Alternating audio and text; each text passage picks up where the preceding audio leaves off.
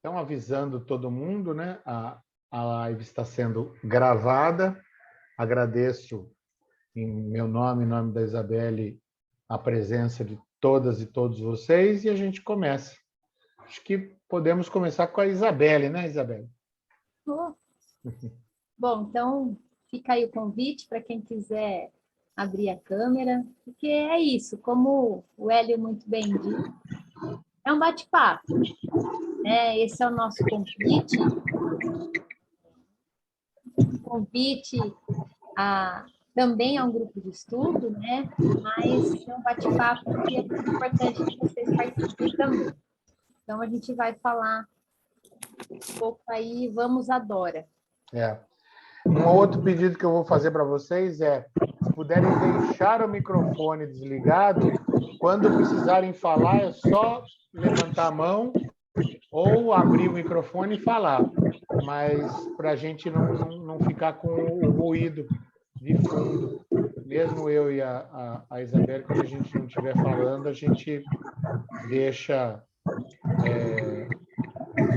no desligado para a gente não ter esse som aí. Tá bom? Então, peço para o pessoal que está ligado aí, se puder desligar o som do microfone, eu agradeço. Que eu não sei se eu consigo aqui. Então, vamos lá. Bom, nós queremos apresentar aqui a nossa proposta, é um convite a um trabalho que a Isabelle e eu fizemos durante este semestre, né? O estudo do caso Dora em relação ao contexto da psicanálise freudiana, que nesse caso ainda é um pleonasmo ali único, né? Não existe outra psicanálise, nessa época só existe a psicanálise freudiana. E aí surgiu uma proposta que é, acho que, a síntese principal do nosso estudo, que é nos disponibilizarmos a estudar o Freud a partir da letra dele, no contexto dele, até o ano de 1905. E aí, ao longo do percurso que nós vamos fazer nessa apresentação, a gente vai vendo qual é esse contexto. E um marcador que eu acho que é importante por uma série de questões que está acontecendo atualmente, que é, a gente tem percebido que muita gente lida com um Freud que é o Freud do Lacan. Mas não foi a letra do Freud. Sentar e estudar a letra do Freud. Então, a gente, a partir do caso Dora, com os conceitos que estão vigindo à época, ou seja, estamos falando em primeira tópica, que aí a gente vai explicar o que é isso, como é que o Freud se vira com essas questões. Até ali. É realmente um grupo de estudos da teoria, do conceito e desse início da transmissão da psicanálise. Percebe? Então, para quem já é iniciado, nós não vamos trabalhar conceitos, vamos imaginar aqui, tempo lógico. Não, tempo lógico não tem nessa época. Nós não vamos trabalhar conceito ego, id, superego, que não tem nessa época, ele não está lidando com isso. Então, a gente vai viver junto do Freud o desafio em loco do caso Dora. Para isso, a gente vai fazer um passeio neste contexto histórico, neste contexto social, neste contexto artístico, e aí a gente vai fazer o passeio para tentar trazer à reflexão a experiência do Freud. Acho que a Isabelle e eu, nós nos encontramos todas as sextas-feiras deste semestre, praticamente. Nós sentamos com o combinado justo de ficarmos 1h30 trocando ideias sobre isso. A gente nunca conseguiu obedecer isso, porque a gente sempre ficou umas 3 horas. A gente passava... Às vezes eu tinha que sair correndo, que eu tenho aula depois, porque não acabava. Então, a gente percebeu que tem um campo aí muito interessante para se fazer esse estudo, e muito gostoso. A dupla que se formou aqui formou um espaço-tempo, um momento prazeroso de troca, de aprendizado. Aí a gente tem clínica, então a gente falou da clínica, a gente fala da gente e vai conversando. Vira algo muito agradável, mas nós nunca descuidamos de seguir o estudo do caso Dora. Então, foi uma experiência muito legal. Isabelle? Sim. Acho que assim como o caso Dora marca, né, a psicanálise, marca Freud, e principalmente esse início, né, acho que a nossa proposta em por que o caso Dora, por que Freud, tem muito disso que o Hélio está falando. É preciso retornar a Freud. Pensar aquela época que não é essa época, como a Tainá fez, né, essa questão inicial muito importante.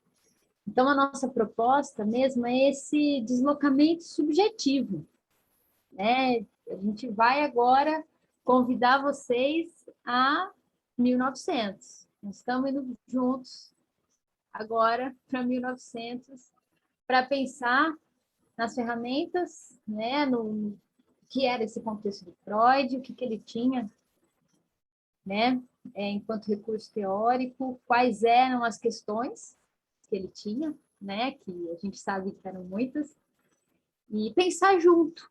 Uhum. É isso. E a outra coisa que acho que a gente quer fazer muito é dialogar com vocês. Então, eu peço que vocês sintam-se absolutamente à vontade para falar, porque não é um grupo de transmissão dogmática ou de qualquer coisa que o valha. É realmente um grupo de diálogo que a gente vai estar aqui para conversar, para falar, ouvir vocês, escutar vocês a respeito da nossa ideia, da nossa proposta. E aí a gente poderia fazer o seguinte, fazer uma brevíssima rodada aqui de abertura, com vocês se apresentando. E se quiserem comentar a respeito do que nós estamos propondo, se vocês entenderam a proposta aí da gente trabalhar a questão do contexto mesmo, lidar com esse contexto, né?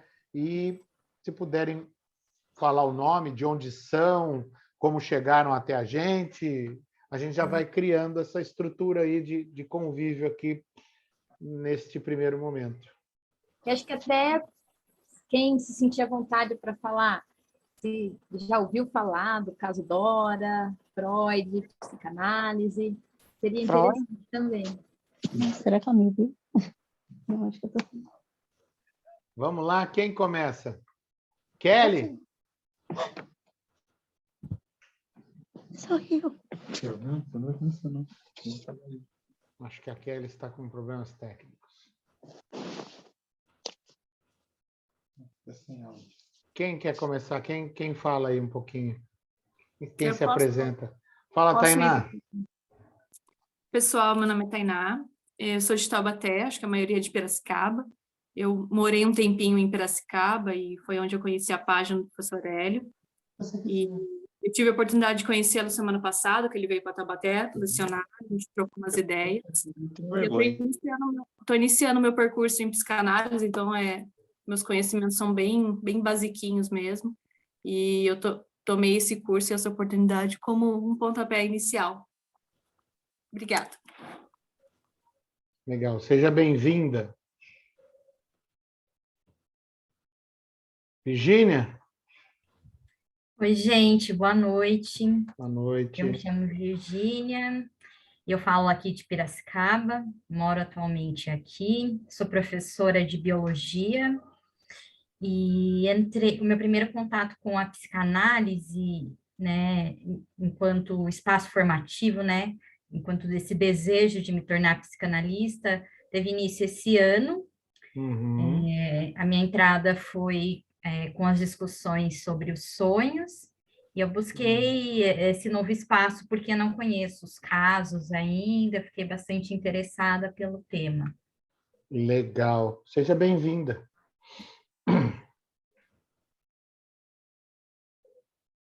Quem mais? Nivaldo? Eu posso me apresentar.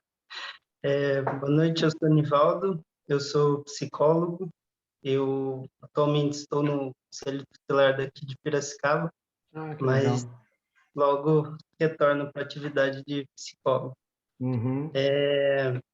Eu admiro bastante o trabalho da Isabelle, do professor Hélio, né? Conheci numa formação, né, Hélio, lá na FASCA, Lá na esse Fasca. ano, foi muito legal. A Isabelle Verdade. é um profissional excelente, uma pessoa que tenho bastante consideração também, uma grande amiga.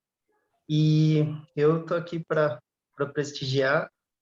Gosto muito de Freud, tenho uma grande admiração mesmo e concordo com as questões do passado, das colocações que ele fez, mas ele era, igual o Hélio falou, um homem daquela época, né? Uhum. Tinha a vivência daquela época, mas as contribuições dele para a humanidade, para tudo o que envolve os saberes da psicanálise e da própria psicologia, a gente deve ir. Então, Sim, para prestigiar. muito legal.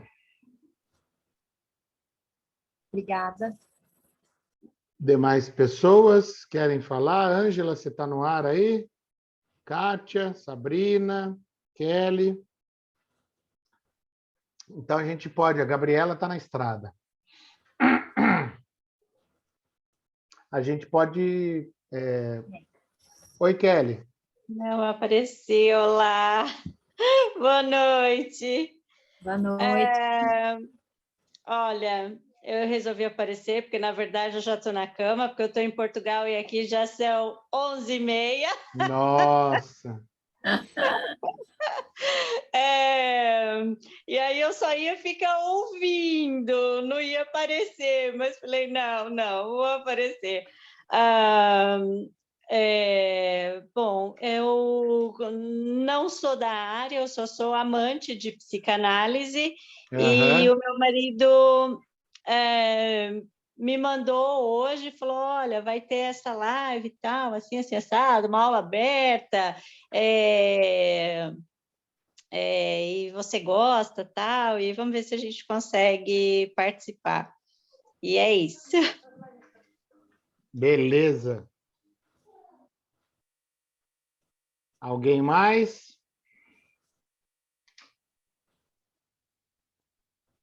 Então tá bom.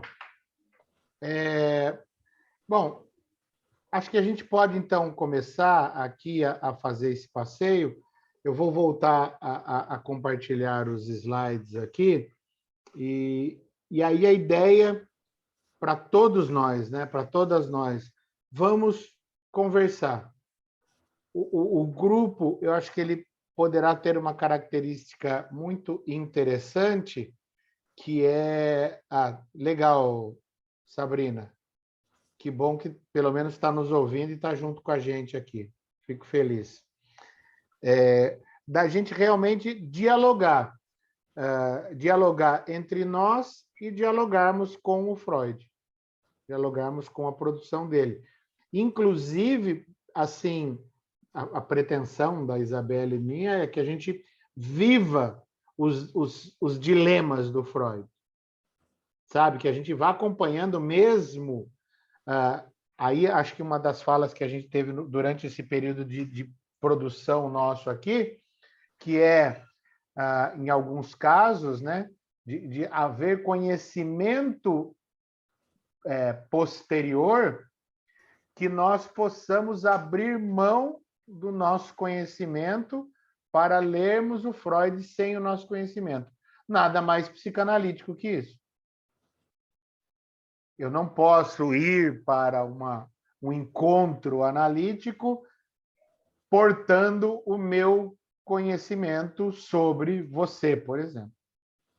A relação toda se dará a partir da fala do sujeito. Então, sem a pretensão de psicanalizar o Freud, a gente vai querer ler e entendermos, fazermos links, apresentarmos leituras que vão se desdobrando e construirmos esse itinerário juntos. Esta é a ideia. Então, eu vou projetar aqui uma primeira parte, que também, acho que a Isabelle pode falar para a gente aí melhor sobre isso. Vocês conseguem ver a tela? Sim, está aparecendo a tela. Legal. Ótimo.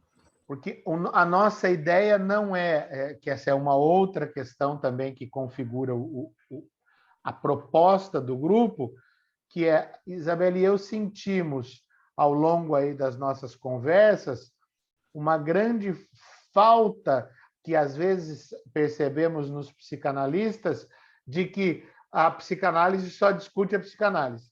A psicanálise só discute a psicanálise, só para dentro, só entre os próprios autores, entre os pares. E nós comungamos da ideia de que a psicanálise precisa abrir a interlocução com todas as formas de conhecimento. Assim como a filosofia é uma disciplina onívora, a psicanálise também deve ser onívora. Ela deve dialogar com todo mundo. Então, vamos apertar os cintos, porque nós vamos para o ano de 1900 em Viena. E essa imagem aí que vocês estão vendo, né, na tela de vocês, ela já nos dá um pouco a ideia do que era Viena em 1900. Essa aí é uma imagem que nós selecionamos de uma curadoria de um museu, Museu Leopold, né? De uma visitação que está aberta ao público online, né? Gratuita. Depois, se vocês quiserem, nós podemos passar o link de acesso ao museu e aí, né, fazer esse percurso pelo museu. E essas imagens que nós vamos, algumas delas, né, que nós vamos passar aqui, são imagens que nós tiramos, então, dessa exposição. E essa primeira imagem é uma imagem que está lá, né, nesse acervo, e que nos dá um pouco a ideia de que cidade era essa, Viena de 1900, né? A gente, não sei a sensação que vocês têm quando veem essa imagem, mas não sei, vou deixar uns minutinhos para vocês pensarem, mas dá uma ideia ao mesmo tempo de contradição, moderna, uma certa bagunça, não? Por que não? Pode passar, Eli, por favor.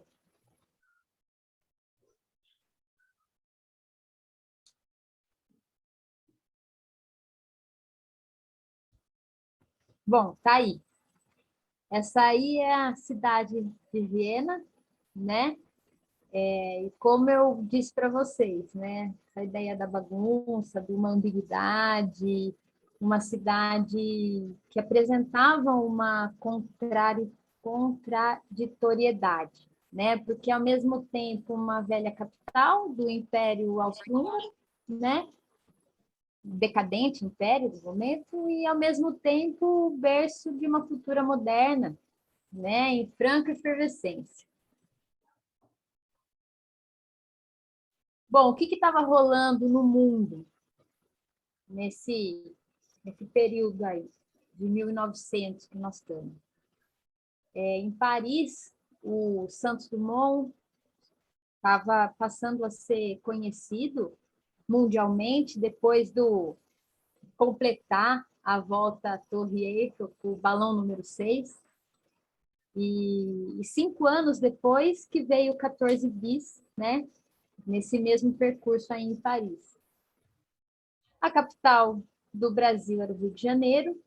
Aliás, essa imagem aí que vocês estão vendo é desse voo do Santos Dumont. Fala, Hélio. É interessante que, se a gente está há 5 anos do 14 bis, né, 1911, nós estamos, depois de 11 a 8 anos da Primeira Guerra Mundial, que é usado pela primeira vez o avião como arma de guerra. E que muda a configuração das batalhas de até então.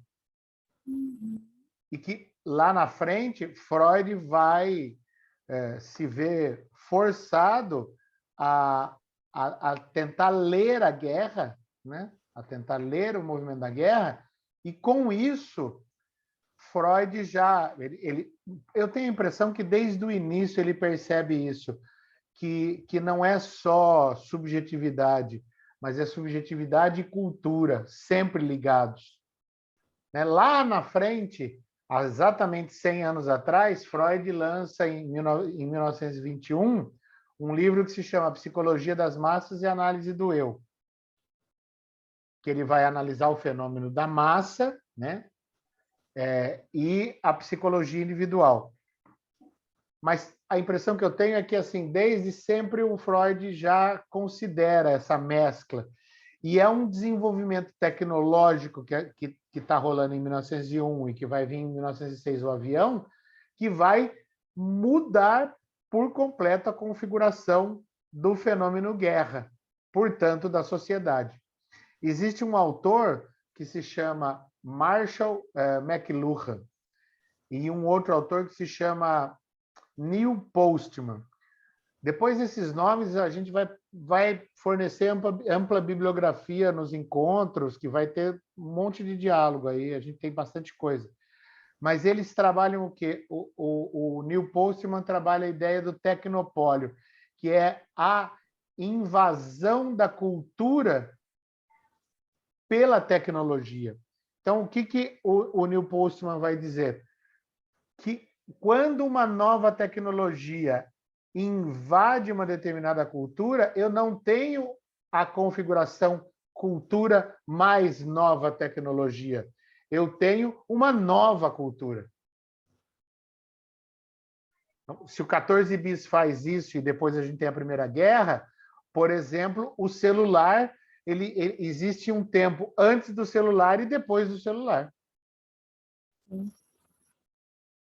Percebe? E não é a mesma cultura. A faculdade que eu fiz em 1990, fazer faculdade em 1990 não é fazer faculdade em 2015, vai?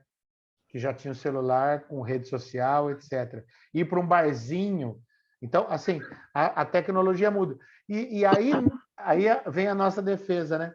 A psicanálise, ela não pode ficar isenta a isso. Ela tem que devorar também as matérias do seu tempo para poder dar conta do trabalho dela. Próxima. Não pode e não fica, né, Hélio? Não fica. Sim, e é isso que a gente tem que considerar. Porque, além do avião, né, a indústria automobilística, né, e o quanto que isso muda mesmo. A gente está falando de uma virada de século, né? Assim, tudo que muda com isso. Então, assim, é uma cidade ambígua, né, Viena, mas a gente está falando aí o mundo estava passando por isso de formas diferentes, né, dado suas devidas proporções, mas é isso. Viena é considerada por alguns autores nessa época, né, a cidade do século. Por isso que a gente também está, não por um acaso, Freud, né, apesar de muita contradição com Viena, Freud tinha uma relação muito contraditória com Viena, né? Era um declarado aí ódio, mas não vamos falar disso mais para frente. Mas dentro dessa contradição, existia um certo consenso, né, entre essa burguesia conservadora de Viena, dos mais velhos, nomeados assim, um certo pacto, né, conservador, moral. E aí, por outro lado, né, uma parcela de outras jovens pessoas, né, e Freud compartilhava, né, a ideia dessas pessoas, questionavam essas regras tradicionais. A exemplo dessa imagem que vocês estão vendo aí, que está lá no Museu Leopold. Então, se o sexo tinha, por um lado, né, esse lugar de silenciamento, de repressão, consensual pela maioria daquela época, existia um grupo de jovens que não, estava questionando. E esses jovens, eles se ligavam às questões artísticas, literárias, né? Pode passar, Hélio, por favor. Aí. Essa também é uma outra imagem da época, um pouquinho depois, se não me engano, acho que não está dando para ver aqui. 14. Mas a seleção de imagem ela vai mostrando justamente isso, né? O quanto que existia dentro desse universo de Viena, onde nós estamos agora, essa ambiguidade, né? Aí, como exemplo, a Rudnesco, que é uma pesquisadora, né? Freud não estava, mesmo que quisesse, completamente isolado da intelectualidade de Viena. Ela fala, né? Ela tem uma bibliografia do Freud, onde ela traz essa relação contraditória do Freud com Viena, né? E também de Viena com Freud. Então, nós temos aí uma importante historiografia da psicanálise, né? A partir desses relatos, né? Da Rudnesco, Sergei. Então, também isso aí a gente vai passando, a gente pode aprofundar isso no nosso estudo, próximo ano. A gente tem bastante material sobre isso. Mas tem também, dentro dessa historiografia, as correspondências de Freud e Fliess, né? Que, assim, para a história da psicanálise, é uma riqueza essas correspondências. Nós temos acesso hoje às cartas que Freud destinou ao Fliess, né? Que foi aí a Marie Bonaparte que salvou, vamos dizer assim, né? Essas cartas e aí conseguiu publicar um livro hoje que a gente tem livre acesso. Mas nas correspondências, né, do Freud a Fliess, porque o retorno, né, as cartas do Fliess a Freud não se tem, né, se perdeu na história. Então, para a historiografia da psicanálise, as cartas contam mesmo a história. Assim como nós temos hoje cartas de Freud, né, que foram, vamos dizer assim, resguardadas, né, por mais de 100 anos pela filha do Freud, a Anna Freud, e o Ernest Jones. Eles mantiveram em sigilo essas cartas, estão sendo abertas agora, nós temos recentemente acesso a algumas cartas, né? Então, assim, é pensar a importância desse contexto histórico para a história da psicanálise. E acho que é muito importante de dizer, por que um grupo? Por que estudar em grupo? Né? É isso. Mesmo o Freud, né, essa é a prova de que a psicanálise é uma construção coletiva. Freud não pensava a psicanálise sozinho, ele trocava. E o Fliess foi um grande correspondente, né? E então, assim, a partir dessas cartas a gente tem essas informações. Então, por exemplo, da relação do Freud com Viena. que dá Uhum. para ir pro... Você quer comentar, Hélio, alguma coisa? Não, por enquanto tá tranquilo. Tô te acompanhando, é isso aí mesmo. Alguém quer alguma coisa? Querem falar? Fiquem à vontade. Conheciam isso das cartas? Aquela época havia muita troca de cartas, né, entre essas pessoas. A gente, às vezes eu brinco que se tivesse FAPESP, CAPES e celular, o Freud não tinha feito metade do que ele fez, né? Porque a gente perde muito tempo com isso. E eles usavam essa questão da correspondência mesmo, até muito antes, né? Se você pegar aí, Nietzsche escrevia muito, e vários outros autores se correspondiam através de cartas. Talvez a gente chegue a um ponto aqui de ver no futuro, aí nos nossos estudos, uma carta que Freud troca com Einstein, porque é a guerra. Então, imagina, Freud e Einstein conversando sobre a questão da guerra. E esses registros são igualmente válidos, né? Assim como os livros que ele deixou. E aí acho que cabe já uma pequena parte de uma das questões que nós vamos trabalhar e que funda o nosso interesse no caso Dora. O Freud ele era um documentador, o cara ele procurava registrar as coisas. Por quê? Porque ele tinha interesse em constituir a ideia da psicanálise, registrá-la, publicar, né? Então ele é o primeiro, né? A gente vai ver isso a partir de Foucault com uma história aí que se chama um texto que se chama O que é um autor, que o Freud ele é o instaurador da discursividade psicanálise. A gente vai ver que o papel do Freud não é simplesmente a de mais um autor. Ele cria uma discursividade. Ele cria todo um arcabouço que vira referência não só para os que querem continuar o trabalho dele, mas mesmo quem quer criticá-lo, precisa criticá-lo a partir dele. Eu não consigo escapar disso. Então, ele cria esse ambiente discursivo e ele já se preocupa, desde o início, com a questão da transmissão da psicanálise. Então, este livro aqui da Companhia das Letras é a versão que tem o caso Dora. O caso Dora, os três ensaios sobre a teoria da sexualidade e outros textos.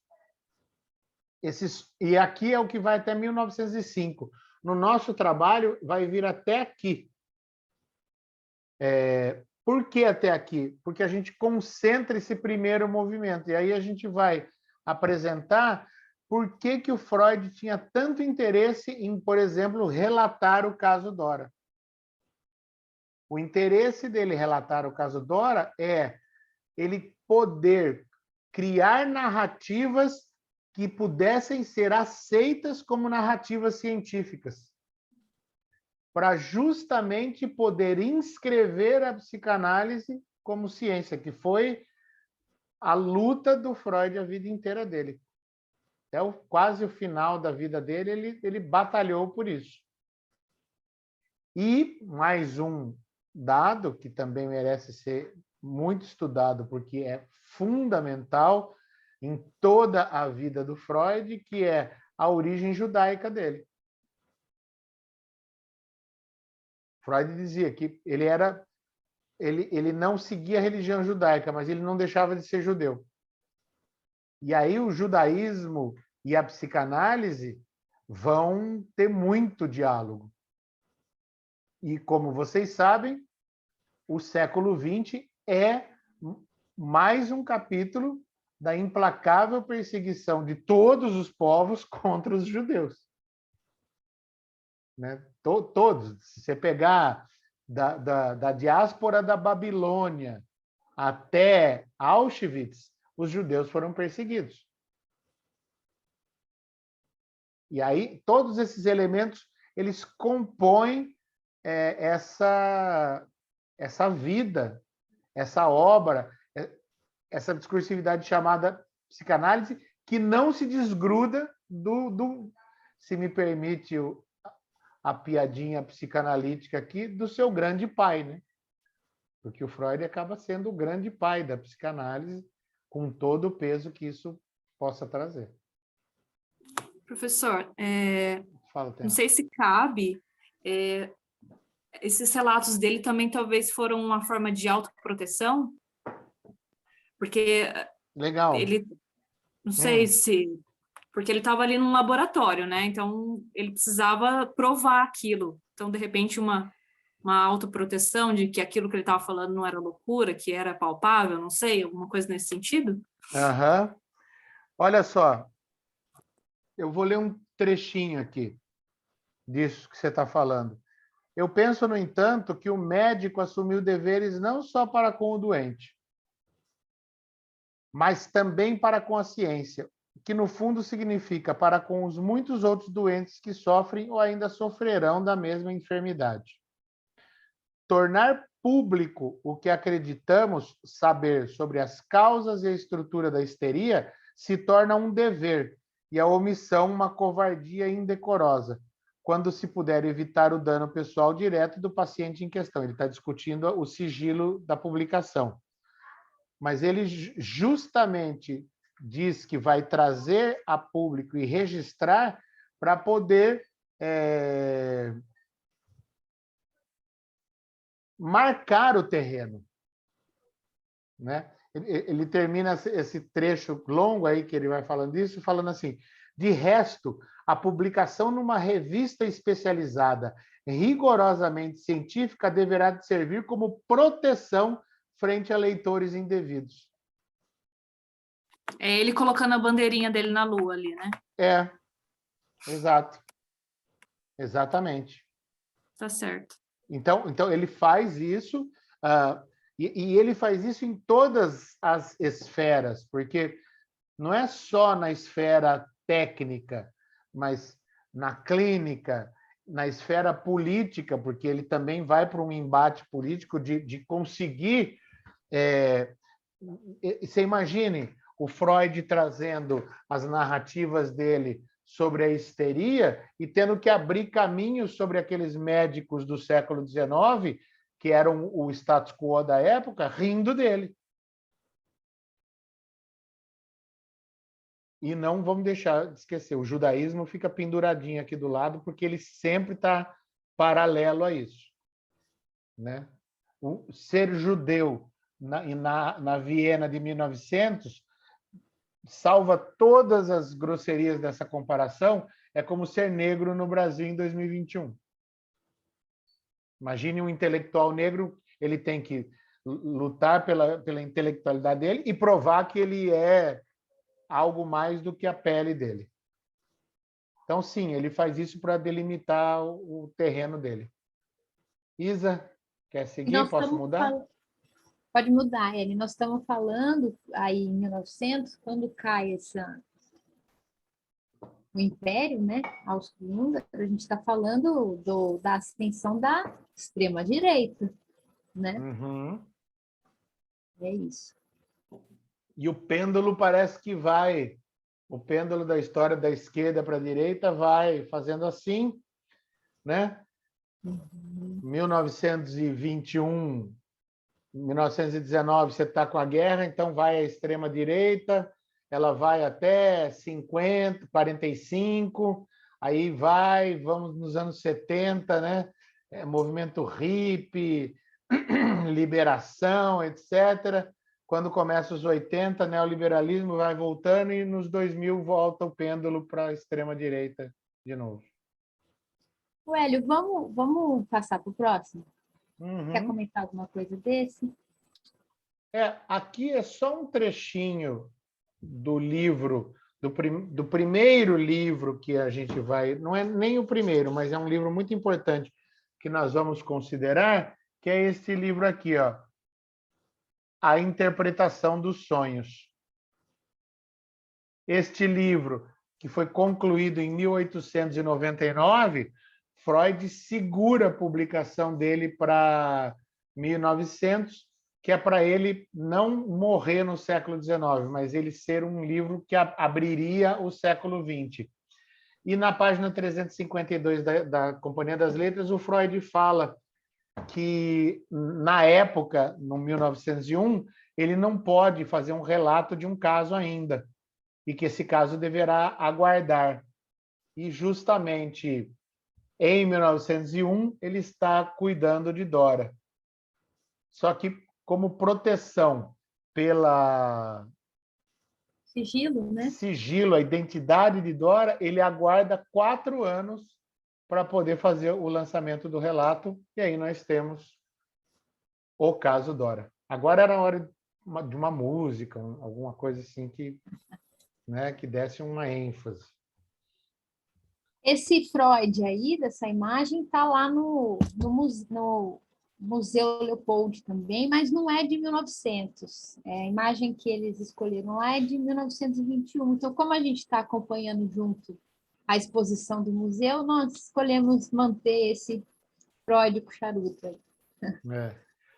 Aliás, Freud e o charuto, uma dupla inseparável, que depois leva ao final da vida ele ao câncer, que é um dos grandes problemas aí da vida dele, que toda o maxilar, a arcada dele tem que ser substituída por uma prótese que causa dores. E aí, lá na frente, até vai misturar tudo, mas a gente vai seguindo, falando o que é futuro, o que é passado, o que é presente. Mas ele adorava falar em público, né? E quando ele não pode mais falar em público, ele escreve uma série de conferências que se chamam Novas Conferências Introdutórias à Psicanálise. Ele não pode falar com o público, mas ele escreve o texto em forma de discurso. As conferências não foram faladas, mas ele abre o texto dizendo: caros senhores presentes, e ele escreve perdão, todo o texto como se ele estivesse falando. Eu não posso, eu tenho que me conter porque eu sou um entusiasta dos textos do Freud. Os casos. Por que os casos? Não, é uma pergunta que a gente se fez tantas vezes, né, Hélio? Uhum. E o Freud, ele usa esse recurso, né? Ele está aí, né, na formulação teórica, pensando na transmissão da psicanálise. E escrever sobre os casos é um recurso, ele usa isso dos casos, diferente, um parênteses aqui, diferente do Lacan. Né? Lacan não, é difícil você ver, difícil não sei se tem, né? Se alguém souber, fale, mas assim, Lacan não usa esse recurso, né? O Freud usa e é muito dessa parte didática mesmo, intencional do Freud com os casos, né? E aí estão 5 casos que a gente poderia pensar nos casos clássicos a partir da Companhia das Letras. Então, Freud faz em 1901 Dora e publica em 5. Em 9, ele publica o caso do pequeno Hans, que é um caso muito interessante, porque ele não analisa o pequeno Hans, né? O pequeno Hans, ele conversa com o pai, né? O Homem dos Ratos, o caso Schreber, que também não é um analisante dele, e o Homem dos Lobos. O Homem dos Lobos é o último caso que o Freud publica, escrito em 14, publicado em 18. Manu, pedindo água aqui. Escrito em 14, publicado em 18. 5 casos, 5 relatos de estudos que o Freud fez. E o objetivo deste grupo, com o caso Dora, é justamente também, ao analisar esses casos, mostrar a preocupação do Freud com o tema psicanálise e ciência. Então, a gente vai entrar nisso. A gente vai precisar visitar o contexto da ciência da época. O positivismo, o neopositivismo, que é o lance de, bom, aqui só vale para a ciência aquilo que eu posso provar, aquilo que eu posso numerar, dar quantidades, né? E o inconsciente é justamente o não nominável e o não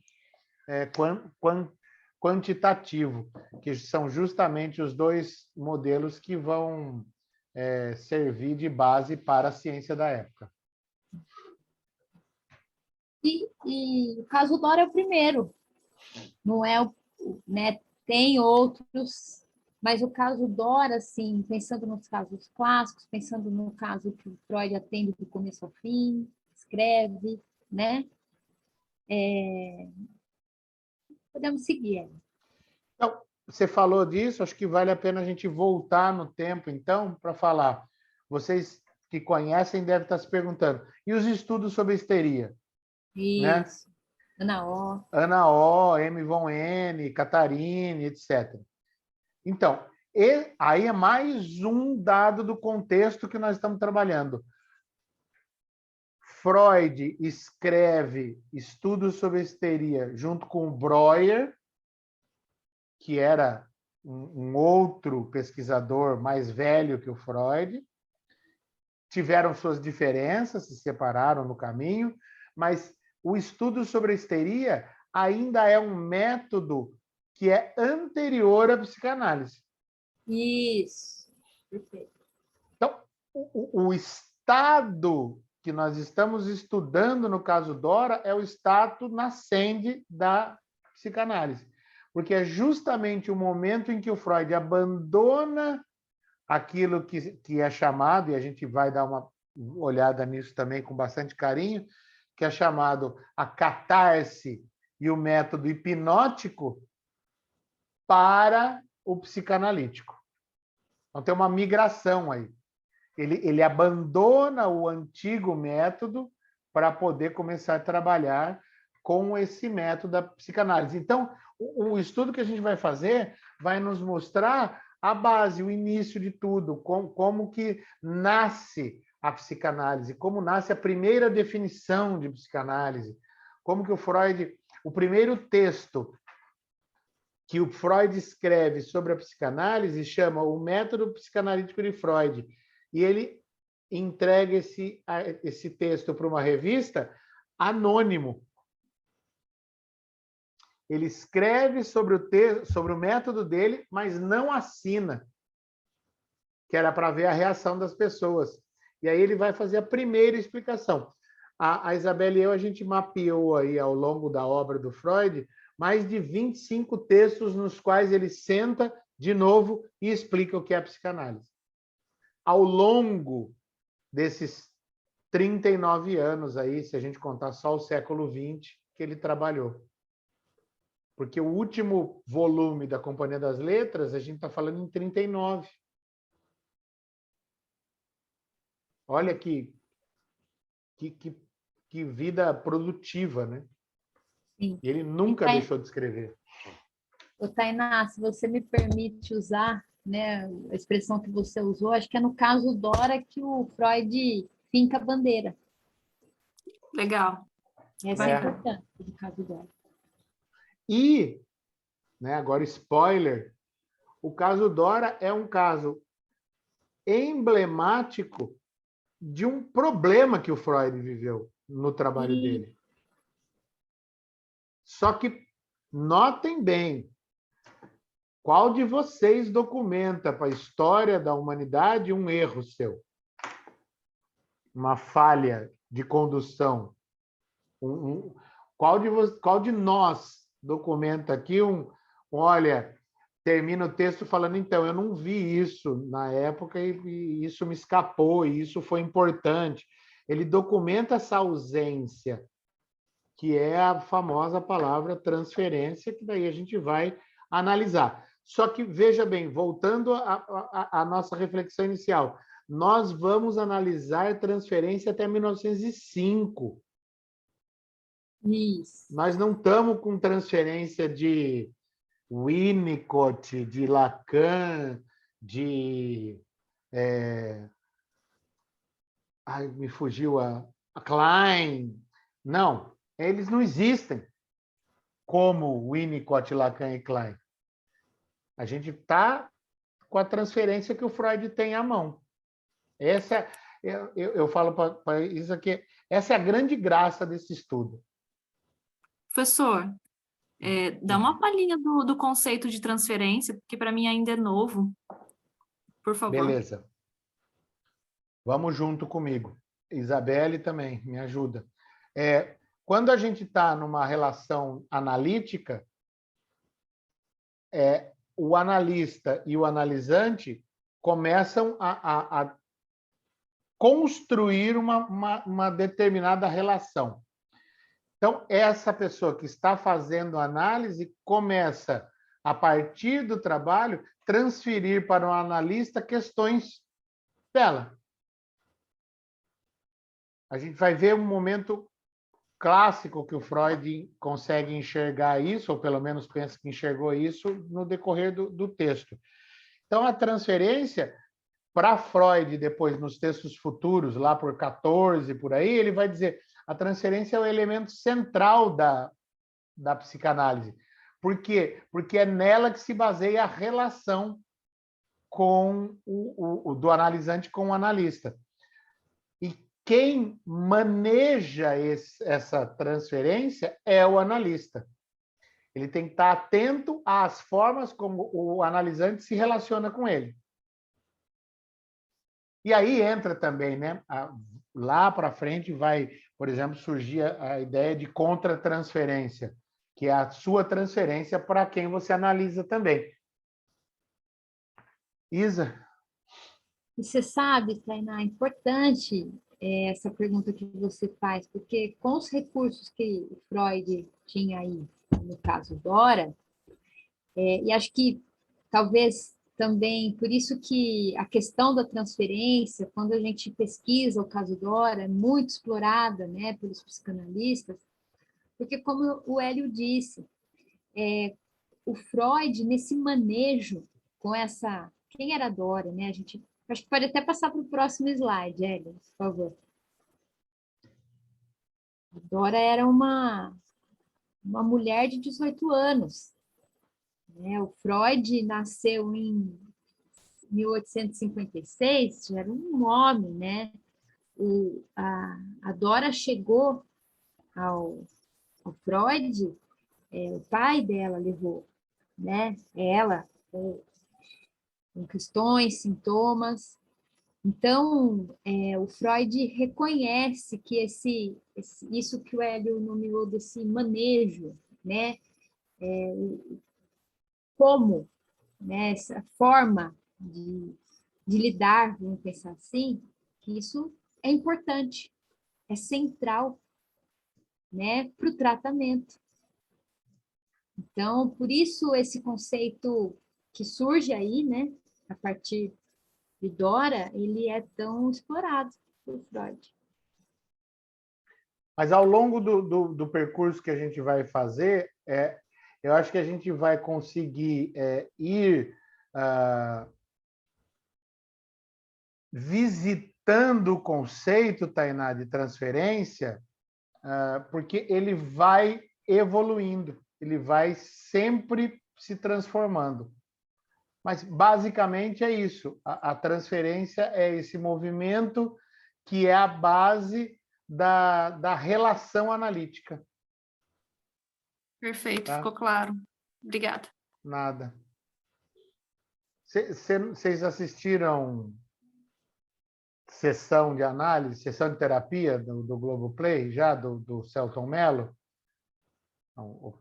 Se vocês Não, ainda não. olharem essa série e pegarem a primeira temporada e assistirem só, não precisa assistir todas as pessoas que o Theo trata, mas só a Júlia, você acompanha um caso de transferência amorosa. Tem transferência amorosa, tem transferência rancorosa, né? De ódio, de raiva. E é justamente porque é ali que se reconstrói a relação. E a relação com os conflitos que o analisante está trabalhando se reconstrói na relação com o analista.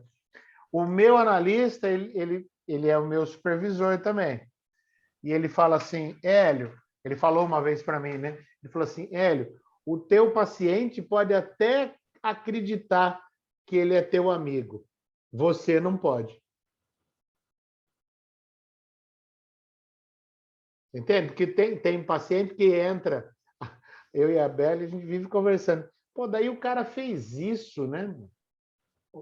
Ou seja, são movimentos, são coisas que às vezes as pessoas fazem para testar a gente, para ver como é que a gente reage, reações das pessoas frente às coisas que a gente fala. Quer ver uma coisa que eu acho que é super legal de falar?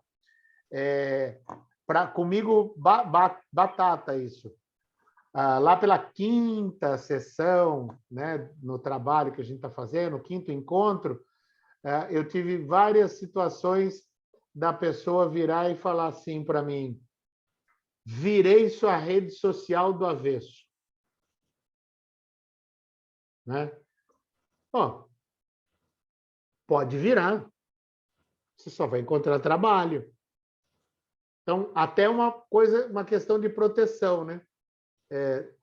Nós, analistas, devemos ter lá as nossas fotos pessoais? É uma questão pessoal do analista. Mas é saber que estar exposto ali, eu parto do seguinte princípio, a minha vida, ninguém sabe nada. Fica muito privada. Você pode virar todas as minhas redes sociais, o que vai ter é trabalho. Percebe? Aí o analisante quer virar seu amigo, quer virar seu amante, quer ser parceiro. Então, assim, é esse movimento mesmo de transferir para a figura do analista os sentimentos. E por aí vai. Sim. E é importante pensar que é a partir desse conceito da transferência que se dá a relação do analisante com o meio que ele vive. Por isso, da importância do manejo da transferência. Mas isso aí é bem mais aprofundado e acho que a gente vai conversando, né, no grupo. Vai chegar lá. De fato, é um conceito importante. Mas a gente está deslindando aqui muito lentamente a nossa proposta. Primeiro elemento, a luta do Freud para fazer da psicanálise uma narrativa científica. Segundo elemento, que é central em todas as pessoas que analisam o caso Dora, estudar a transferência. Terceiro elemento, tentar trazer o contexto da época, para a gente não ficar abre muitas aspas, tá? Na pobreza da leitura só do texto. Eu li o texto, eu li o texto, eu li. Tá bom, mas o que está acontecendo? Por que ele escreve assim? Por que ele fala disso? Como que chama? O Baile das Loucas, né? O filme. É um filme no Netflix que chama O Baile das Loucas, que é uma obra para que a gente pode até assistir e depois discuti-lo. Mas justamente essa proposta, e esse tema da transferência é um deles. Estão os dados aí, né? Uma panorâmica. O título original, o título oficial é Análise Fragmentária de uma Histeria, o caso Dora. Por que fragmentária, né? O tratamento não prosseguiu até a meta fixada. Ele tinha, inclusive, nessa época, metas fixadas, né? Então, o que eu posso oferecer é um fragmento de uma análise. O título original é Sonho e Histeria, e ele vai falar do sonho e histeria em duas situações que a gente vai passar aqui, uma delas. E os dados tem vários conflitos aí sobre os dados. O início do tratamento, Roudinesco e Plon, no dicionário, dizem que foi em outubro de 1901, duração de 11 semanas. O Peter Gay fala que foi em outubro de 1900, duração de 11 semanas. E o Freud fala, o caso foi interrompido em 31 de 12 de 1899. O Freud termina o caso, vira o ano e ele começa a escrever. E ele escreve o relato, o texto todo, entre 1 de 1 de 1900 e 25 de 1 de 1900. Descreve, né, a habilidade mesmo disso, assim, né, de pensar, escrever tudo isso. Sim, são 200 e poucas páginas. É.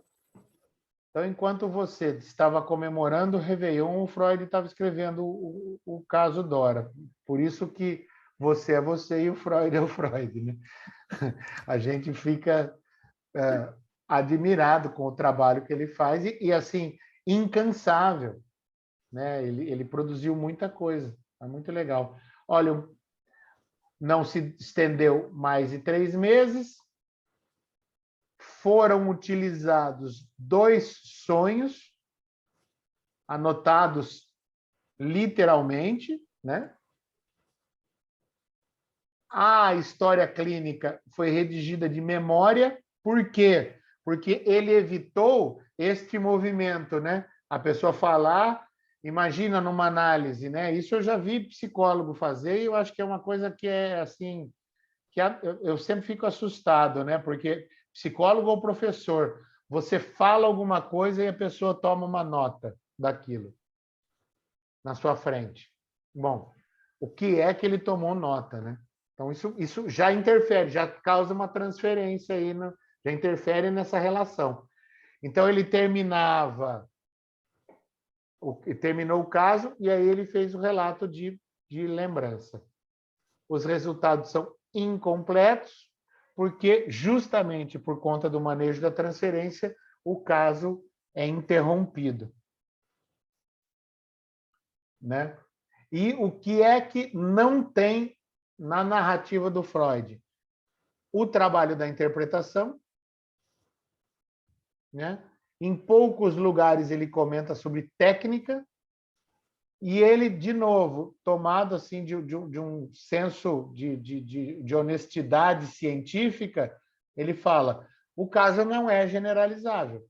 Não é sensato exigir mais de um caso do que aquilo que ele pode oferecer. O caso que ele estuda é um caso qualitativo. A ciência da época privilegia o estudo que possa ser generalizável, que eu possa estender o resultado para o maior número de ocorrências. E na psicanálise isso simplesmente é impossível, porque cada ser humano que senta na tua frente é um universo único. É aquilo que o Freud fala do 1 a 1, né? Eu acho muito bonito isso que o Freud escreve, né? Essa sensatez, porque é isso, então é um modelo, é assim que se faz, né? E não é disso que se trata. A gente tem que olhar a importância do caso, né? Pensando nessa formulação teórica, pensando na questão da transmissão, né? Exatamente. Então,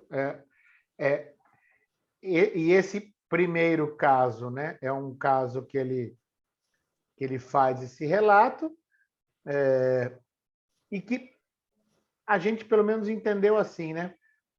Pelo menos conversando com a Isa, de que esse relato ele dá conta de ser uma síntese desse primeiro grande movimento, do estudo dele. Ele traz um relato que é assim, porque no estudo sobre a histeria, ele tem vários casos. Vocês devem ter ouvido falar no caso mais famoso, que é o da Ana O, né? Que não é do Freud, é do Breuer. Ana O não é o Freud que atende. Ana O, Ana 2 N's O. que o nome dela é Berta Pappenheim. Ana O foi analisada foi trabalhada, ela não foi nem analisada, porque não Isso. tinha psicanálise. Ela foi atendida pelo Breuer, né? E Com aí hipnose, professor? É hipnose, né? hipnose e o método catártico, Vai chegar uma hora que a gente vai trazer umas questões bem interessantes a respeito dessa transição, mas é justamente nesse substrato que ele está, saindo da hipnose e entrando na psicanálise. M. von N. Tem uma passagem que é significativa do texto, porque o Freud está atendendo ela. É mitológica a passagem. É mitológica. É mito fundador da psicanálise. É 2 linhas. E a M. von N., o Freud está perguntando, mas o que é isso? Por que aquilo? Por que aquilo? Por que aquilo outro? Por que isso? Por que aquilo outro? E a M. von N. fala para ele assim, Freud, cala a boca. Para de me perguntar e deixa que eu fale. Então, há um negócio super interessante que acho que tem que ser posto muito em relevo, que é, ok, o Freud é o inventor da psicanálise, mas ele inventa a psicanálise junto com as mulheres. É uma mulher que vira para ele e fala, cala a boca, para, me deixa falar. Né? E aí ele acata a fala dela. Quer ver? Acho que está facinho aqui.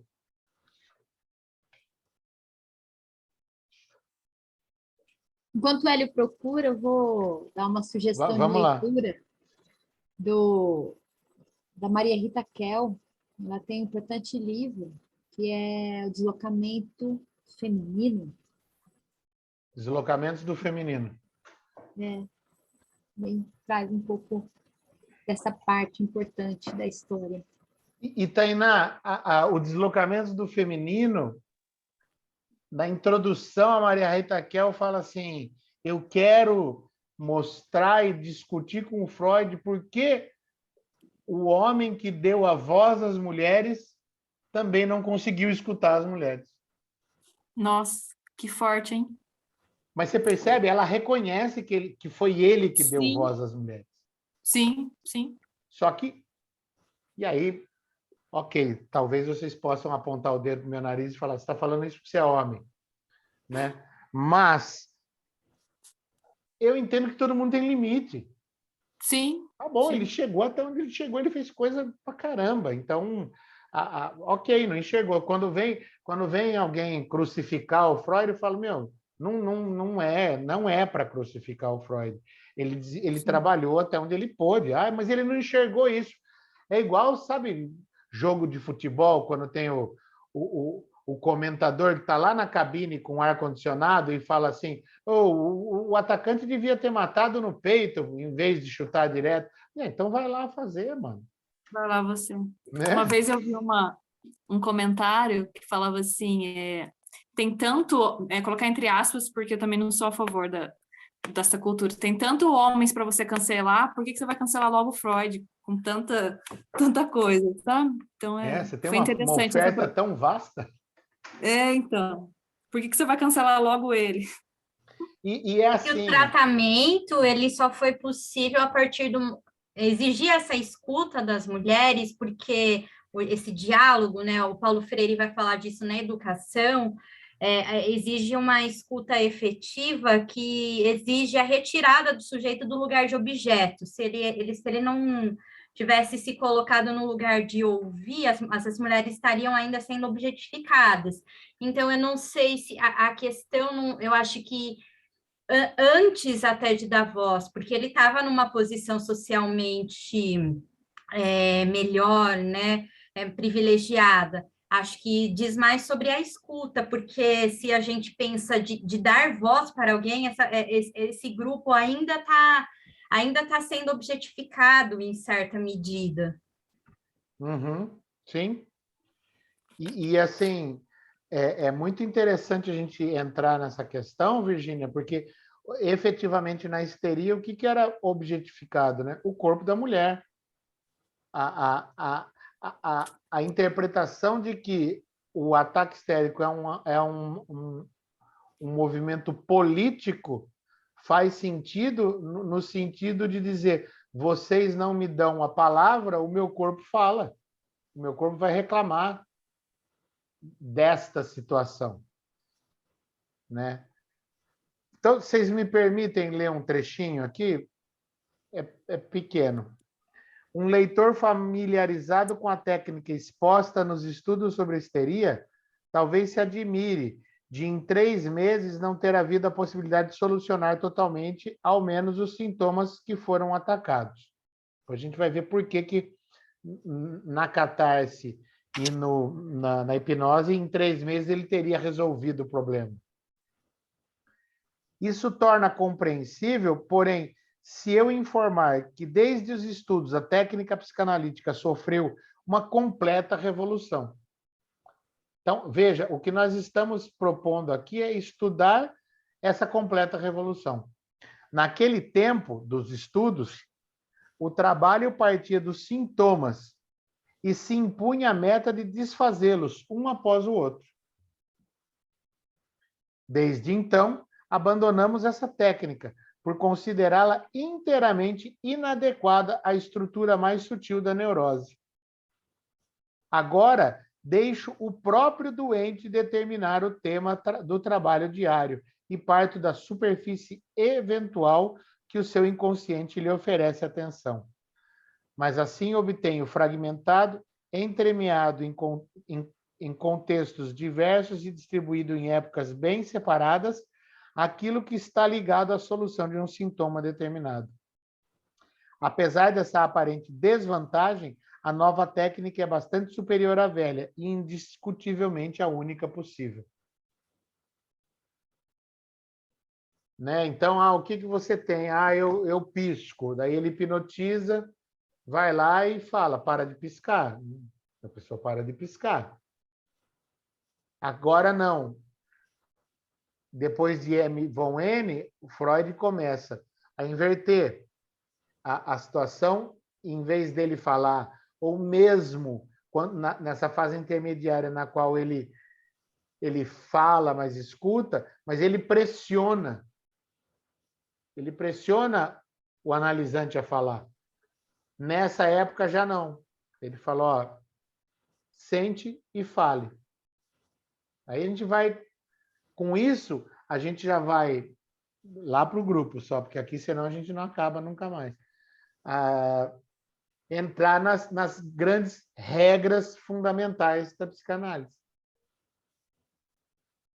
E a gente vai visitar uma por uma para poder entender isso. O Hélio, e também, né, pegando um pouco do que a Tainá, a Virgínia, né, essa discussão, eu acho que dentro dessa contextualização de Viena de 1900, não sei se ficou tão explícito isso, mas nós estamos falando de um ambiente conservador e muito repressivo, né? Por que as histéricas? Por que o corpo da mulher? Por que a mulher? Né? Por que esses sintomas, disso que o Hélio acabou de ler? Por que o sintoma no corpo da mulher? A gente está falando, sim, de um contexto de repressão. Estamos falando de um contexto político. Né? Então, deixar isso assim, muito bem reforçado. Sim. E acho que um ponto do contexto histórico que é interessante a gente trazer é que desde o século XVIII já existia as precursoras do movimento feminista, né, nas figuras da Mary Wollstonecraft, da Olympe de Gouges, e no final do século XIX para o início do século XX, o movimento que mais se destacou foi das sufragistas, mas em paralelo a ele existia o feminismo socialista e anarquista, que era muito menos palatável para essa época, porque propunha uma outra estrutura, né? Rompia com a sociedade de classes. Então, essa discussão estava ganhando forma, mas ainda sobre os direitos das mulheres, inicialmente de mulheres brancas das classes médias e altas, mas que eram representantes, né, desse movimento, especialmente na França, na Inglaterra e nos Estados Unidos, mas ainda era incipiente a discussão.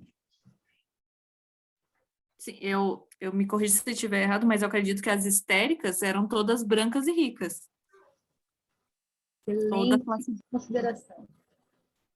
né? Então, assim, até isso, né? A mulher pobre e negra, ela não tinha nem direito a isso, né? Ela não tinha direito nem a ser histérica.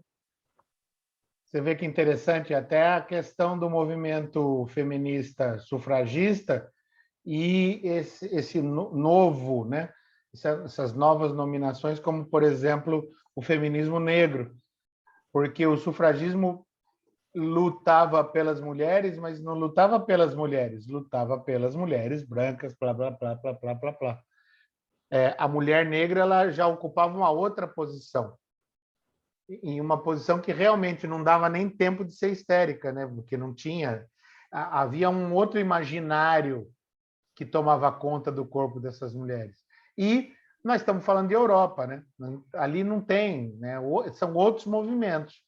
Mas quando o movimento feminista está começando a lutar pelo direito da mulher, por exemplo, votar ou trabalhar, a mulher negra, Sojourner Truth, o texto dela, ela fala: vocês lutam para trabalhar e não serei acaso eu uma mulher, porque eu já trabalho faz tempo.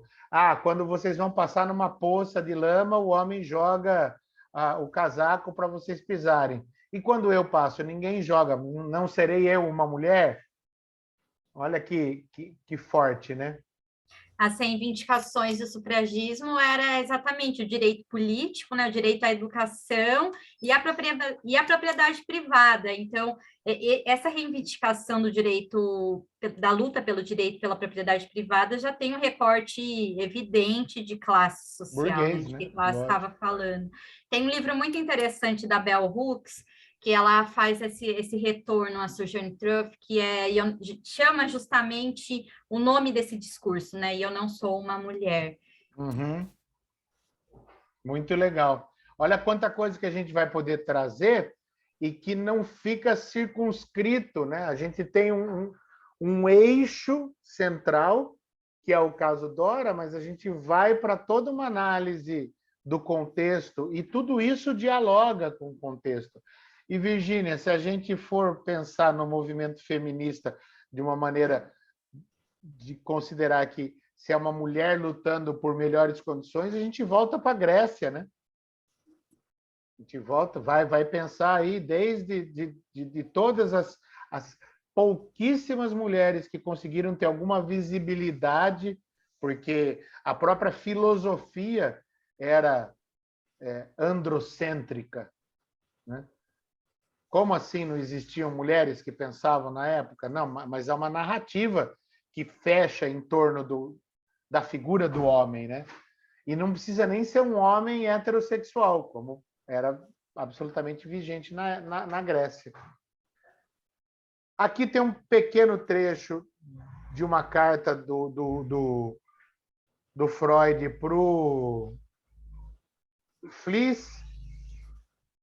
Então ele fala: terminei ontem Sonhos e Histeria, que é o primeiro título do texto. É legal legal cotejar com esses relatos, porque a gente vai vendo realmente o contexto social, o contexto de uma narrativa paralela. Por exemplo, o Freud, na escrita oficial dele, ele desdenha da filosofia. Mas nas conversas com o Fliess, ele tem vários trechos que ele enaltece, ele fala da potência do pensamento filosófico, ele fala como ele se interessa pela filosofia. E eu ia falar discografia, né? na parte textual dele, ele tem outra postura. Alguns comentários sobre o objetivo dos estudos do caso Dora. Então, o próprio Freud falando, mostrar a determinação dos sintomas e a estrutura íntima da neurose. Comentário da Roudinesco. Através desse caso, ele procurou provar a validade de suas teses sobre a neurose histérica, etiologia sexual, conflito psíquico, tem a questão da hereditariedade sifilítica, expor a natureza do tratamento psicanalítico a partir do caso, muito diferente da catarse da hipnose, já então fundamentada na interpretação do sonho e na associação livre. Que temos aqui? Eu tenho um outro livro aqui, que também a gente vai apresentando ao longo do tempo, que é Por que Freud? Isso, excelente. Por que Freud hoje? O livro é de 2000, do século 21 aqui, né? E tem um texto que chama Discurso Freudiano e Contemporaneidade. E aí ele vai falar justamente da questão do porquê o Freud lutou para fazer os casos, né? Para poder inscrever a psicanálise na cientificidade da época. Com a publicação de narrativas clínicas para enunciar, assim, a verificação dos conceitos fundamentais da metapsicologia. Outro dos objetivos do estudo. E aí eu vos apresento Dora. Este fragmento da história não é a Dora, essa é uma moça da época, perdão. Agora eu olhei para a cara dela e falei, não é a senhorita. Esse fragmento da história do tratamento de uma garota histérica deve ilustrar como a interpretação dos sonhos intervém no trabalho de análise. Então, o Freud lança este livro, Interpretação dos Sonhos, que eu tinha mostrado para vocês, e agora eu vou virar o livro para vocês terem uma noção do livro. Tamanho dele. Esse livro tem 678 páginas de texto antes de chegar aí na bibliografia. 678 páginas, sendo que o primeiro capítulo tem 100 páginas só da revisão da teoria dos sonhos até a época do Freud. Aí ele pega todo o conhecimento que está aqui, que é a narrativa da primeira tópica. A primeira tópica é a primeira descrição que ele faz do aparelho psíquico. E aí ele publica um estudo de caso, que nós vamos ver aqui. Então, só passando, né? Os grandes temas, a transferência que a gente já falou, a defesa da psicanálise como ciência, e aí vem os livros que dialogam, para a gente poder também observar isso. Escritos pré-psicanalíticos, Estudos sobre Histeria 1893-95, perdão. Interpretação dos Sonhos, que é o primeiro grande livro que eu falo, eu brinco que é a Santíssima Trindade do início aí da psicanálise. Interpretação dos Sonhos, Psicopatologia da Vida Cotidiana e o Xiste e sua relação com o inconsciente. Aí, para formar um quadripé, os 3 ensaios sobre a teoria da sexualidade. Esses são os 4 grandes textos que formulam a primeira tópica, esse primeiro movimento da mudança radical da catarse para a psicanálise, da hipnose para a psicanálise. E o Dora centraliza isso. Então, ele forma um pilar, ele é um pilar que a gente pode, a partir do percurso nele, ir visitando todo esse povo aí. Os outros textos que não estão negritados são textos coadjuvantes aí que vão ajudar a gente na luta aí para ir compreendendo a interpretação, a visão do Freud para a psicanálise da época. O método psicanalítico de Freud, 1904, Psicoterapia, 1905, e Meus pontos de vista sobre o papel da sexualidade na etiologia das neuroses, 1906. temos aí 600, 900, 1.200, 1.400 páginas, mais ou menos. É um começo, né? Para quem gosta de ler, a gente não vai ler tudo. Não se assustem, senão começa só a cair as telinhas, né? Todo mundo indo embora. Mas aqui está, de uma certa forma, já sistematizado para a gente ver qual é o contexto teórico da época. Sabe, é importante pensar, como nós falamos lá no início também, a importância de retomar isso, né? Assim, porque é cotejar esses conceitos do Freud, esse retorno mesmo a Freud, para, a partir daí, a partir desse retorno, cada um de nós, né, pensar a sua psicanálise, né, a sua clínica. Uhum. E é isso, né? A gente costuma dizer que quando o sujeito se senta à nossa frente, fechamos a porta, o setting está configurado para escutar aquele sujeito, a gente pega a psicanálise e põe entre parênteses. Eu não vou munido deste suposto saber. Eu vou munido de uma abertura para escutar o outro. O que o outro tem para me dizer? Né? E aí, acho que é muito legal pensar nessa questão.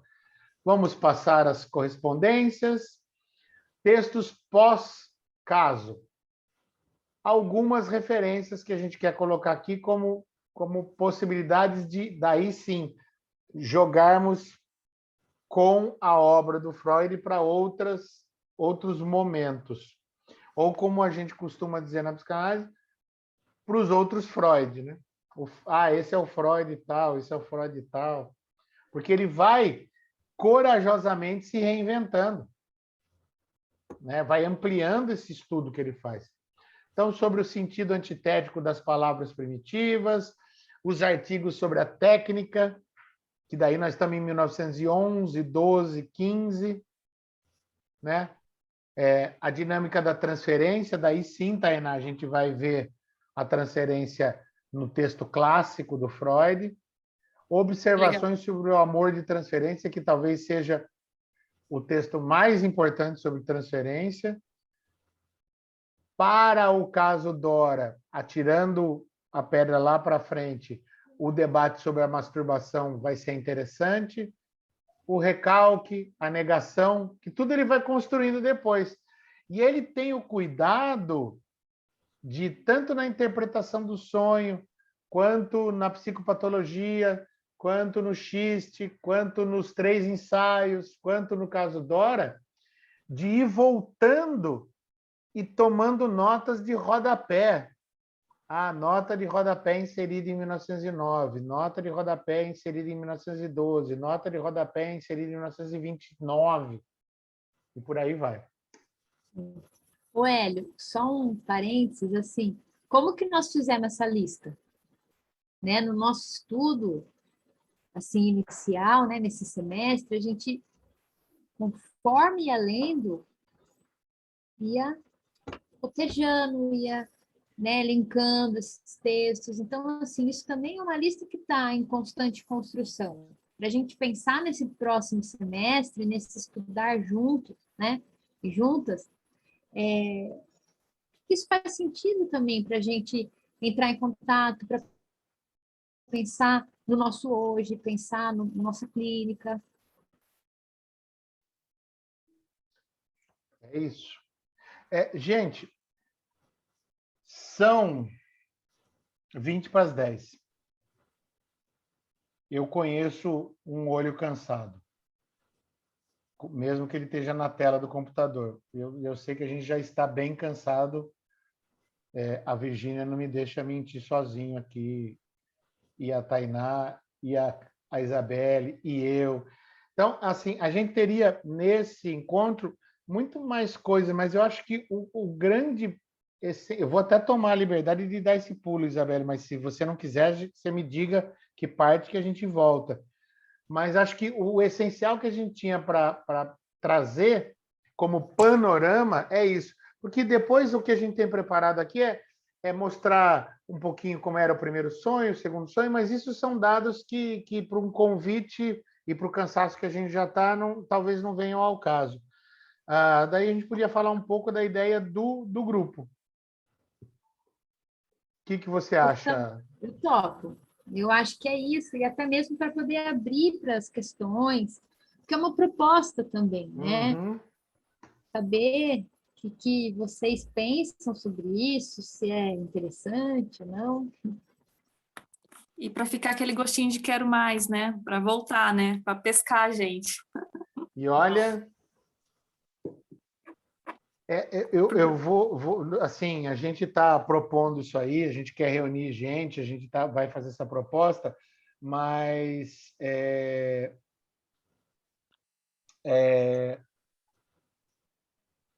relatar como a Isabela e eu, como a gente se empolga nos nossos encontros de sexta-feira. É A verdade. sexta-feira virou um... E é um negócio tão legal, a gente já se encontrou presencialmente.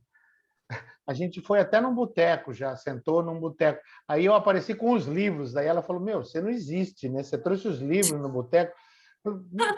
Nossa, e daí a gente começa a falar, porque é muito legal. E acho que a gente tornou isso legal por conta de mantermos abertos o nosso próprio aprendizado. Você entende? Então, a construção do grupo não é, de novo, a construção de uma narrativa dogmática que a gente vai vir aqui trazer para vocês as coisas. A gente vai ler trechos, a gente vai discutir coisas, a gente vai tentar fazer os links, mas sempre no diálogo. E conforme vocês, né, caso vocês topem, a gente vai se conhecendo, isso vai, quanto mais, tornando dinâmico o encontro. O Hélio, essa semana, me falou uma coisa que acho que é fundamental, é reconhecer a nossa ignorância. É uma construção coletiva também que a gente faz aqui, né? Até a Ná falou sobre essa questão das mulheres, né? Mulheres brancas, da classe média, é isso, pensar hoje na nossa clínica, né? Quantas pessoas negras estão sendo atendidas? Que psicanálise glamurosa, elitizada. Sim. São Sim. questões que nós Até temos. aqui no nosso grupo de estudos, né? Isso. Uhum. Então, Não sei, de assim, repente, não sei, a gente fazer um convite para quem a gente conhece, não sei, para democratizar isso também, né? Porque eu acho que ainda a psicanálise ela é elitista, né? Não só a psicanálise, mas como aqui é o assunto, ela ainda é elitista, ela ainda chega para poucos. Quem tem acesso a fazer uma análise? Quem consegue fazer? Uhum. E é interessante isso que você falou, porque, por exemplo, isso aqui foi posto na rede. Perdão, posto na rede. Abriu nos perfis. Está aberto para qualquer um. Mas por que estamos nós aqui? Né? Por que não tem uma pessoa trans, por que não tem uma pessoa negra, por que não tem, etc. Bom, porque às vezes essas próprias pessoas dizem isso não é para mim. Ele E já é enxerga justamente isso que a gente não quer. Então, se a gente conseguir formar esse grupo que desenvolva, e aí, isso eu nem falei, Isabelle, mas eu vou falar agora, porque a gente está tão antenado um com o outro que acho que não vai ser uma grande surpresa. Mas o grupo engrenando, vamos escrever um artigo, né? Sim. Fazer Ou um até blog, professor, postar uma coisa, vamos... Uma provocação de repente, eu não sei, cada um que topar, dar um pouquinho a mais e pagar o lugar de alguém. Também. Sei, ceder uma Também. bolsa de estudos aqui, pensar em alguém que, né, não sei se caberia isso, uma bolsa de estudos, alguma coisa nesse sentido. ótimo. A gente está sempre aberto. Ótimo. As ideias que vierem são bem-vindas. Isso é muito legal. E aí a gente, então, a proposta nossa é a de organizar esse grupo. Pensamos aqui no encontro inicial para 10 de fevereiro de 22. Pensamos aqui no 10 ao meio-dia, com uma periodicidade quinzenal. Não, uma quinta. Ai, é um horário que eu estou trabalhando. A gente vai pensar em tudo isso. Vamos tentar acertar com o grupo que se interessar, entendeu? Daí a gente encontra o horário. Tá. Né? A gente está pedindo uma contribuição de R$ 50 no mês, que daí a gente consegue também acertar algumas questões de custos nossos. É super simbólico. Hoje, um encontro de psicanálise, você não vê aí por menos de R$ 70 cada encontro. E pensamos em, no máximo, 10 pessoas. Essa tela aqui, esse endereço, ele está no Zap, que não sei como é que chegou essa informação para vocês, né?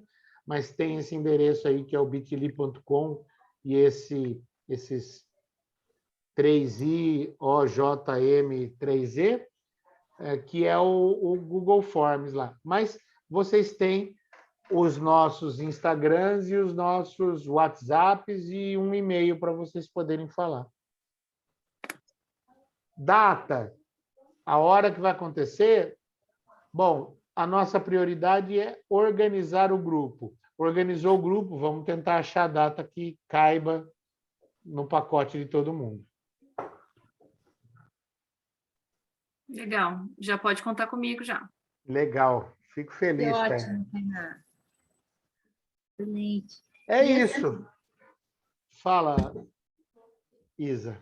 Também, mesmo quem não participou hoje, né? Mas como a Tainá sugeriu, da gente poder abrir esse convite, né? Um convite que está aberto. Vocês têm nossos contatos, né? Vamos trazendo assim essas possibilidades para a gente seguir, porque como o Hélio disse, está sendo muito gostoso se estudar junto. E é isso. Eu sou um entusiasta. Eu também também quero estar com vocês, pretendo participar dos encontros.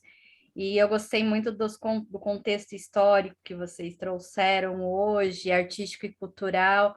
Acho que, inclusive, as cartas que vocês mencionaram, que o Freud trocou com Fliess e com outros sujeitos, né, faz com que a gente olhe para essa dimensão, da importância da dimensão coletiva, também no exercício da clínica, né, porque pode parecer muito solitário a princípio, mas não é só o atendimento dentro da clínica, a importância da transmissão e da supervisão também, e essa proposta de formar diálogos da psicanálise com o contexto social e político, que é fundamental, como a Tainá citou também, a questão racial, tem algumas autoras, alguns autores, né, o Frantz Fanon, a Grada Quilomba, que trazem a questão racial para discutir a psicanálise, e acho que existe essa abertura de ler Freud junto com outras autorias de apoio.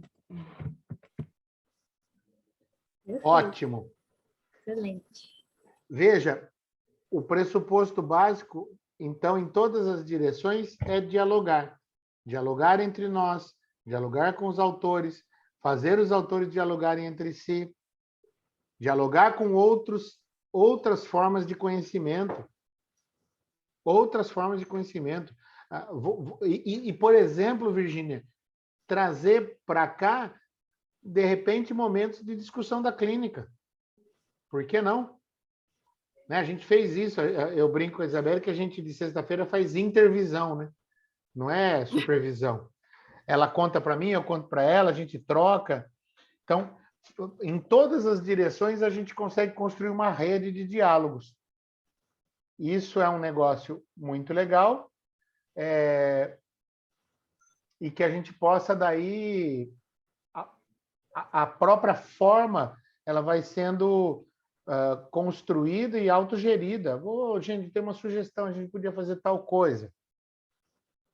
Ah, vai ter um encontro, vamos apresentar um banner. Ah, vai ter... Vamos fazer um blog, eu tenho blog no meu site. Vamos começar a postar texto com reflexão do grupo. Ah, vamos discutir o caso da clínica. E uma coisa que eu acho que é fundamental... Ah, eu ia comentar, né? Bom, gente, vocês vão entender que eu não paro de falar, tá? Eu preciso, às vezes, diminuir. Mas um caso que aconteceu uma vez, uma pessoa na clínica virou para mim e falou assim, Hélio, eu tenho a impressão que eu estou sempre atrasado. Sabe, isso me consome, isso é uma coisa que me mata, eu estou sempre atrasado, eu estou sempre atrasado. Falei, bom, você pega uma pessoa, um psicanalista que vai exclusivamente pela psicanálise, ele vai ficar falando sobre você, sobre você, sobre você. Mas se a psicanálise, por exemplo, não dialogar com a sociologia da modernidade líquida, se ela conseguir fazer esse diálogo, ela vai perceber que o tempo do capital ele é produzido como um tempo para te atrasar. Que aí surge uma nova subjetivação, que é o atrasado, é o endividado. A falta, né? É a falta. Se eu vivo num tempo acelerado, que é produzido para me dar a impressão de que eu estou em débito, então calma lá, né? Vamos analisar esse contexto. Eu nunca vou dar conta, né? Não vai, a conta não vai fechar, né? E não é para fechar. É para gerar esse sentimento mesmo de propósito. Exatamente. Então, muita coisa para a gente conversar. Virgínia tem nosso contato, Tainá tem o meu contato, facinho, Nivaldo também. As pessoas que estão aí, a Kátia, a Ângela e a Sabrina. Este encontro vai ficar gravado e eu vou logo, logo disponibilizar o link no YouTube. Legal. E aí a gente pode, qualquer coisa, resgatar algum trecho que precise discutir. Desde já, falo em meu nome e da Isabelle, nossos contatos estão abertos para vocês, para a gente ir trocando uma ideia, falando de alguma coisa e seguirmos construindo essa ideia do grupo que até o ano que vem para botar no ar. Legal. Professor, queria fazer um agradecimento. Desculpa, queria agradecer e fazer um convite para o pessoal que está participando, para a gente divulgar como uma forma de agradecimento dos professores que estão aqui, né, que deu essa aula gratuita e está com esse preço bem social. Então, se a gente puder divulgar e poder lotar como forma de devolutiva e agradecimento para eles. Agradecemos. Obrigada, Tina. Agradecemos muito, porque é um incentivo, né, para a gente, quando a gente decidiu partilhar isso, né, acho que é justamente isso, a gente se forma não num curso, mas num percurso, né, e esse grupo pode ser parte de um percurso bem interessante para todos nós, Então, puderem divulgar, a gente agradece. Feito? Isabelle, quer falar mais alguma coisa? Pessoal, Nivaldo, Virgínia, Tainá?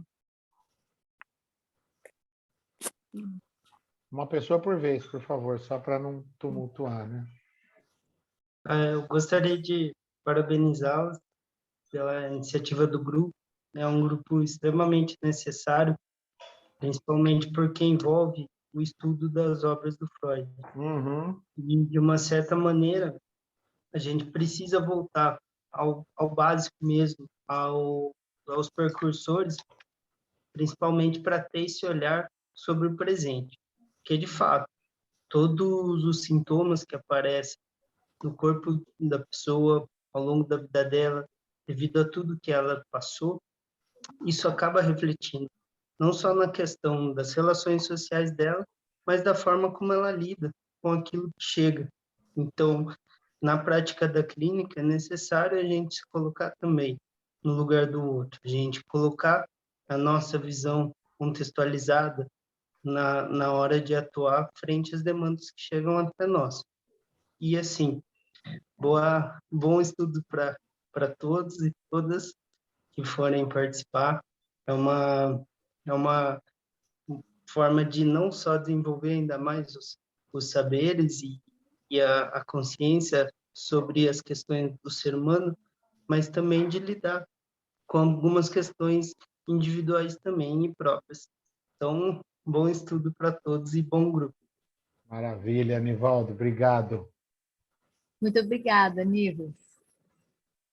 Você está em Pira também, né, Nivaldo? Eu tô Então, a atuando. Virgínia está em Pira, Isabelle e eu, é só a Tainá que é estrangeira por enquanto. Se a Kátia for a Kátia que eu estou pensando, ela está em Pira, a Ângela está em Campinas. No futuro, eu acho que tinha a gente... tinha uma moça de Portugal, não tinha? E No tinha comecinho? a Kelly, mas ela saiu, acho que dormiu, né? Porque o horário que estava lá também ninguém merece. Que a gente possa fazer um híbrido. Tem umas ideias boas. Quem está em Pira, a gente se reúne presencial e fica com o computador conectado com a Tainá, com a Ângela e com quem está fora. Legal. Isso E de repente eu posso ir também algum dia, eu visito meus amigos e já participo já do... Maravilha. Aí a gente já pode fazer a reunião na Rua do Porto, por exemplo. Sim. E vocês estão convidados para Taubaté também. Legal. Ótimo. E sabe também, assim, mesmo que se alguém tiver interesse, muitas vezes, não necessariamente de acompanhar, mas assim, esporadicamente, né? Fazer uma certa visita ao grupo, participar esporadicamente, isso também é possível. Uhum. É. Sim, é só avisar. É. Muito bem. Então, eu agradeço imensamente a participação de vocês. A gente ficou muito feliz de vocês terem vindo, terem acreditado nessa proposta para pelo menos ouvir e depois de ter começado a ouvir, de ter ficado, né? É uma segunda prova aí de que acho que a gente está no caminho para formar alguma coisa promissora no sentido de um estudo instigante e que vai compensar aí para todos nós. Certo? Boa noite, gente. Obrigada, viu? Boa noite. Valeu. Tchau, tchau. Abraço. Obrigadão. Boa noite. Bom descanso. Tchau.